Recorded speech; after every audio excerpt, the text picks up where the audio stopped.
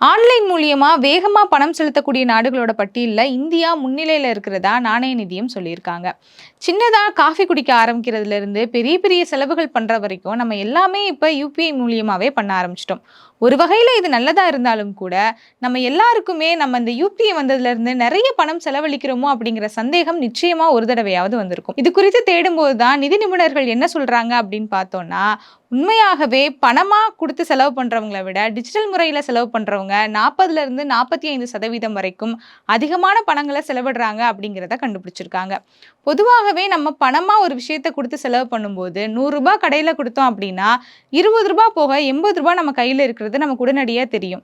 ஆனா ஆன்லைன்ல பண்ணும்போது நம்ம அத பெருசா கவனிக்கிறது இல்ல. அதனால நம்ம எவ்வளவு செலவு பண்றோம் அப்படிங்கிறது நமக்கு நினைவுல இருக்கிறதில்ல அப்படின்னு நிபுணர்கள் சொல்றாங்க.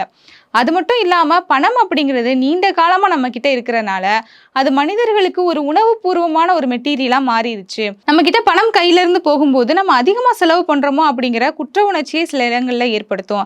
அதனால நெறைய வாடிக்கையாளர்கள் கடையிலேயே ஒரு சில பொருட்கள வாங்குனதற்கு பிறகு, இவ்வளவு பணம் வந்துருச்சா? அப்ப அந்த 2 பொருட்கள் எனக்கு தேவையில்ல அப்படிங்கிற ஒரு மனநிலைக்கு வராங்க. அப்ப உண்மையாகவே அந்த 2 பொருள் அவங்களுக்கு தேவையில்லாத பொருளா தான் இருந்திருக்கு. அப்படி இல்ல அப்படின்னா, அது அத்தியாவசியம் இல்லாத பொருளா தான் இருந்திருக்கு. ஆனா நம்ம ஆன்லைன்ல செலவு பண்ணும்போது என்ன ஆகுது அப்படின்னா, நெறைய ஆஃபர் போடுறதுனாலயும், கேஷ்பேக்குகள் இருக்கிறதுனாலயும், நம்ம நெறைய பொருட்கள திரும்ப திரும்ப வாங்க ஆரம்பிக்கிறோம். அது மட்டும் இல்லாம, இப்ப சில இடங்கள்ல வந்து பொருட்கள ஆர்டர் பண்ணும்போது, இத்தனை ரூபாய்க்கு மேல வந்தா உங்களுக்கு ஃப்ரீ டெலிவரி கிடைக்கும் அப்படின்னு சொல்லுவாங்க. அப்படி இருக்கும்போது நம்ம ஆட்டோமேட்டிக்கா என்ன பண்ணுவோம் அப்படின்னா, நமக்கு தேவையான பொருட்கள் வேற ஏதாவது இருக்கான்னு சொல்லி அத வாங்குவோம்.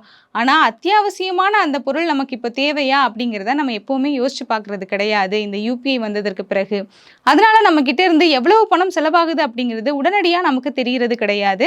அதனால செலவு பண்றோமே அப்படிங்கிற ஒரு குற்ற உணர்ச்சி இல்லாம ஆன்லைன்ல செலவு பண்ணிக்கிட்டு இருக்கோம் அப்படின்னு நிபுணர்கள் சொல்றாங்க. அப்ப இந்த மாதிரியான விஷயங்கள தடுக்கிறதுக்கு நம்ம என்ன பண்ணலாம் அப்படின்னு சொன்னா, ஒரு பொருள் நம்ம வாங்கணும் அப்படின்னு நெனைச்சோம் அப்படின்னா, உடனடியா நமக்கு அது தேவையா அப்படின்னு கடையில நின்னு ஒரு 5 நிமிஷம் யோசிச்சு பார்க்கணும். அதையும் மீறி நமக்கு இந்த பொருள் கண்டிப்பா தேவைதான் அப்படின்னு தோணுச்சுன்னா, நீங்க அத வாங்கலாம். இல்ல மிகப்பெரிய பொருள் செலவு இருக்கக்கூடிய பொருட்கள வாங்கணும் அப்படின்னு ஆசைப்பட்டீங்கன்னா, 24 மணி நேரத்திலிருந்து 48 மணி நேரம் வரைக்கும் நேரம் எடுத்துக்கோங்க. அப்படி யோசிச்சதற்கு பிறகு கூட நிச்சயமா இந்த பொருள வாங்கணும் அப்படின்னு தோணுச்சுன்னா, நீங்க அந்த பொருள வாங்கலாம். அப்படி இல்ல அப்படின்னா, அந்த பொருள் வாங்குறத நீங்க தள்ளி வச்சிரலாம் அப்படின்னு சொல்றாங்க. இது மட்டும் இல்லாம நம்ம செலவு பண்ணக்கூடிய ஒவ்வொரு ரூபாயையும் தனியா நோட்டு போட்டு எழுதி வைக்கணும் அப்படின்றாங்க. தினசரி அப்படி எழுதும்போது, நம்ம கிட்ட பணம் குறைவா இருக்கும்போது, இந்த பொருள் நமக்கு தேவையில்லாம நம்ம வாங்கிட்டோமோ அப்படிங்கிற எண்ணம் நமக்கு ஏற்படும். இதன் மூலியமா அடுத்த முறை அந்த பொருள வாங்குறதுக்கு நம்ம நிச்சயமா யோசிப்போம் அப்படின்னும் நிபுணர்கள் சொல்லியிருக்காங்க. யார் யாருக்கெல்லாம் யுபிஐ மூலியமா செலவு பண்ணும்போது நம்ம அதிக பணத்த செலவு பண்றோம் அப்படின்னு தோணுதோ, எல்லாருக்கும் இந்த வீடியோவ மறக்காம ஷேர் பண்ணிருங்க.